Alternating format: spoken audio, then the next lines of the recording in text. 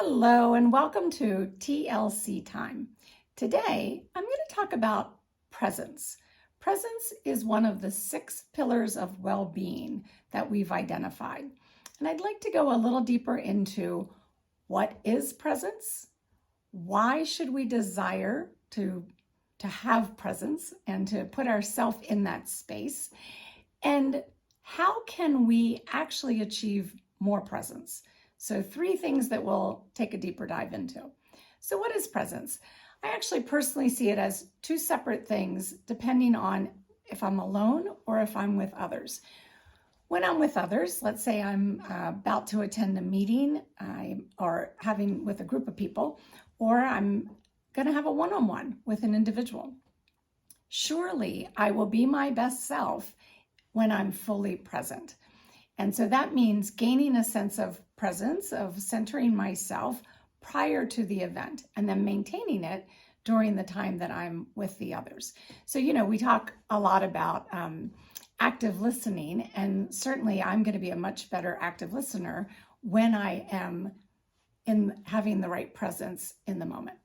So that's what it is when I'm around others. It's also when I'm by myself, getting myself to a place of presence that is in the moment and only about me, and putting aside all of the other, let's say, noise, other things that are going on in my life and in my mind, things that might be circulating around. And so getting myself to a place of my pure presence. And that might be through meditation, through mindfulness work. We'll get a little bit into the how in just a moment. But I do see it, the what is presence, to be relevant to whether or not I'm alone or I'm in the presence of others. And so why should it concern us? So there's a lot of data these days, particularly from a neuroscience perspective, around how presence creates more well-being for us. And so I'll go through some of the specifics. Is that it creates more flow, more creativity, greater attention. So being able to pay attention to the point of having better recall. And as a matter of fact, I would like to share with you one of my favorite books that I read in 2022 is a book called Peak Mind. And Peak Mind is by Amishi Jha. And actually, I just realized today that Daniel Goleman, who is known as the father of emotional intelligence, his quote's at the very top. And he says, "Proven practices to take control of our focus and become our best selves. A must read for our distracted times." And yes, we are distracted. Perhaps that's why so much more attention is being paid to presence. In this book, Amishi Jha, for decades, studies mindfulness and the degree to which mindfulness affects one's ability to be in that flow state, to be on top of your game, to be readily available to the work to be done, to the others around you.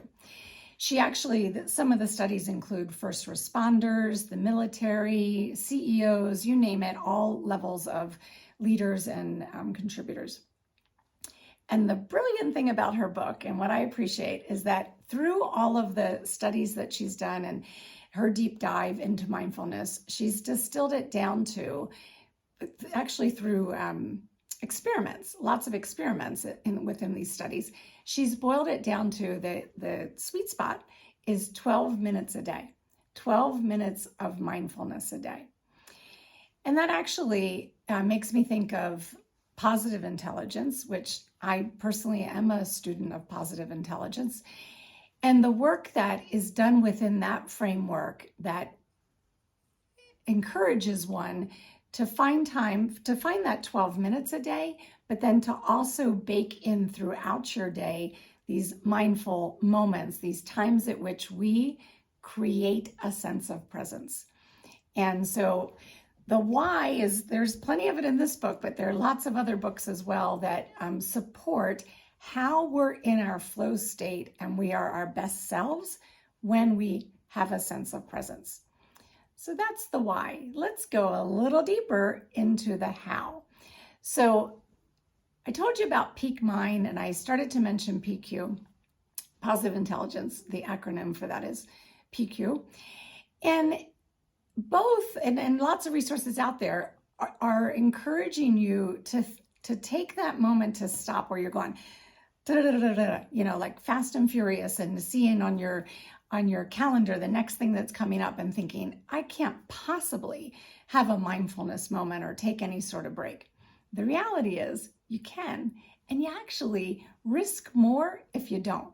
You risk more of not paying enough attention that something slips through the cracks or that you don't recall.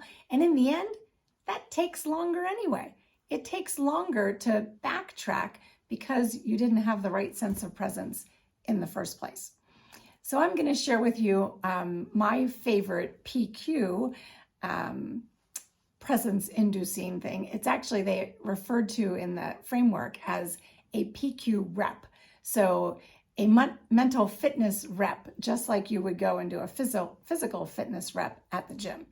So my favorite, there are many, PQ rep, positive intelligence rep, is simply rubbing my index and thumb together like this, very intentionally, so intentionally that I can feel the ridges on each pad.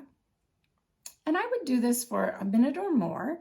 And I would also, if I wasn't speaking to you, I would actually be focused on my breathing while I was doing it. So the combination of focusing on my breathing and focusing on the feeling of the ridges makes me completely present.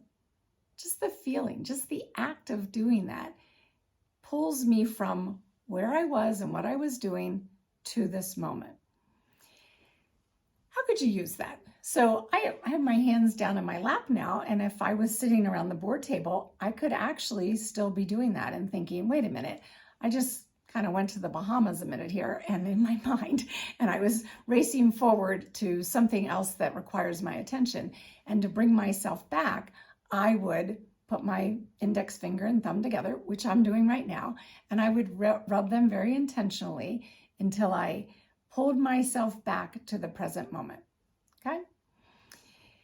Another way is that before if I was a nurse, before I entered the hospital room of one of my patients, I might pause and do what's referred to as a PQ rep, positive intelligence repetition of some sort, to create that presence for myself.